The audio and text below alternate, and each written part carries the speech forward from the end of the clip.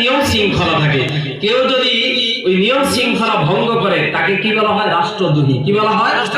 রাষ্ট্রদ্রোহী। তো ঠিক তেমনি ভাবে যে আল্লাহ আসমান জমিনকে বানাইলেন, ওই আল্লাহ জমিনে যদি কেউ আল্লাহকে নিয়ে কটূক্তি করে সে কি খোদাদ্রোহী হয় না?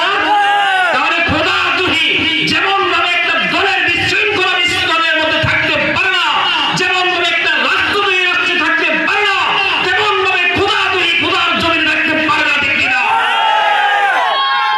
এই জন্য আমরা বলতে চাই এই খোদাদ্রোহী আবুল সরকারের বাংলাদেশের আইন অনুযায়ী সর্বোচ্চ শাস্তি ফাঁসি দিতে হবে। ঠিক কিনা? যাও বলছিলাম ইসলাম হলো এক নাম্বার আনতাশহাদা আল্লাহ ইলাহা ইল্লাল্লাহ ওয়া আন্না মুহাম্মাদার রাসূলুল্লাহ, যে এই কথার সাক্ষ্য দেওয়া এক আল্লাহ বিনা আর কোনো কি নাই মাবুদ নাই। দুই নাম্বার হলো নবী মুহাম্মদুর রাসূলুল্লাহ সাল্লাল্লাহু আলাইহি ওয়াসাল্লাম তিনি আল্লাহ তাআলা প্রেরিত বান্দা ও রাসূল, এই কথার সাক্ষ্য দেওয়া এটা হলো এক ইতিকাদি বিষয়, সাক্ষী দেওয়ার বিষয়। বাকি চারটা হলো আমলি বিষয়। বাকি চারটা কি? আমলি বিষয়। যেমন আতুকিমাস সালাহ, নামাজ কায়েম করা, ওয়াতুদিজ যাকাত, যাকাত প্রদান করা, হ্যাঁ, ওয়াতাসুম রমাদান, এবং রমজানের রোজা রাখা, ওয়া তাহুজ্জাল বাইতা ইন ইসতাতা ইলাইহি সাবিলা, এবং হজ ফরজের হজ আদায় করা। এই পাঁচটা জিনিসকে বলা হয় ইসলাম। এই পাঁচটা জিনিসকে কি বলা হয়? ইসলাম। আর এই পাঁচটা জিনিসকে কি বলা হয়?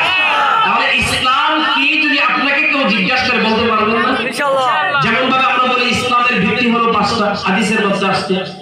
আর ইবনে ওমর রাদিয়াল্লাহু তাআলা قال رسول الله صلى الله عليه وسلم بني الاسلام على خمس شهادة ان لا اله الا الله وان محمدا رسول الله واقام الصلاة وايتاء الزكاة والحج وصوم رمضان।